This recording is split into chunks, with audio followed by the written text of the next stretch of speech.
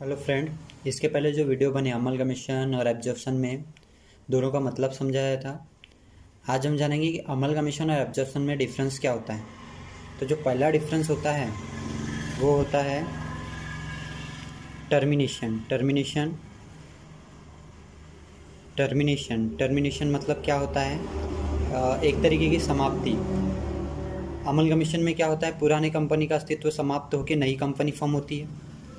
लेकिन एब्जॉर्प्शन में क्या होता है, सपोज ए और बी कंपनी है, ए कंपनी बी कंपनी को एक्वायर कर लेती है, मतलब ए कंपनी पावरफुल कंपनी कहलाती है, बी कंपनी को एक्वायर करती है, तो ए कंपनी का ही अस्तित्व रहता है, बी कंपनी का अपने आप मिट जाता है। लेकिन यहाँ पे क्या होता है, नई कंपनी का अस्तित्व कहलाता है। ए और बी कंपनी खत्म होके नई कंपनी का अस्तित्व कहलाता है, जिसको हम टर्मिनेशन कहते हैं। सेकेंड होता है परचेस। परचेस में क्या होगा, सिंपल है, ए और बी कंपनी को परचेस करके नई कंपनी बनती है, ए बी कंपनी।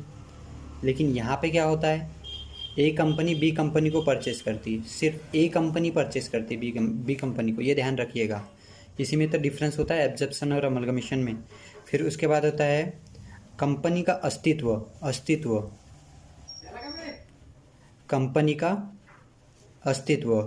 अस्तित्व क्या होता है, ए और बी कंपनी का अस्तित्व अपने आप मिट जाता है और नई कंपनी जो फॉर्म होती है उसका अस्तित्व शुरू हो जाता है।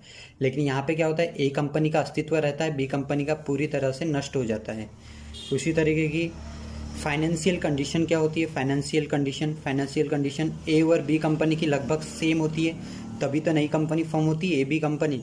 लेकिन इसमें क्या होता है, ए और बी कंपनी में बी कंपनी की फाइनेंशियल कंडीशन उतनी अच्छी नहीं होती है as compare to A company, इसलिए बी कंपनी का अस्तित्व मिट जाता है और ए कंपनी का अस्तित्व वैसा ही शुरू रहता है।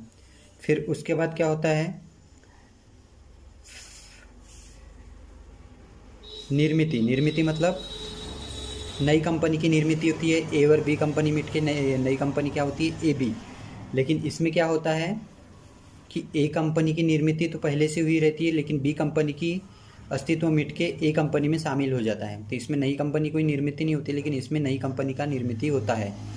यही डिफरेंस है। ज़रूरी नहीं है कि इनका नाम ए बी कंपनी हो, सी कंपनी भी रख सकते हैं, ऐसा ध्यान रखिएगा कि ए बी कंपनी ही नहीं हो सकता, कुछ भी नाम रख सकते हैं, या फिर वो पुराना भी नाम चल सकता है उनका। फिर होता है शेयर होल्डर में क्या होगा कि इसमें क्या होता है, पुराने शेयर होल्डर रहते हैं, पुराने ही शेयर होल्डर रहेंगे। लेकिन इसमें क्या रहेगा, जो बी कंपनी के शेयर होल्डर है ये मिट जाएंगे और ए कंपनी के शेयर होल्डर रहेंगे। सिर्फ इतना डिफरेंस होता है अमलगमिशन और एब्जॉर्प्शन में।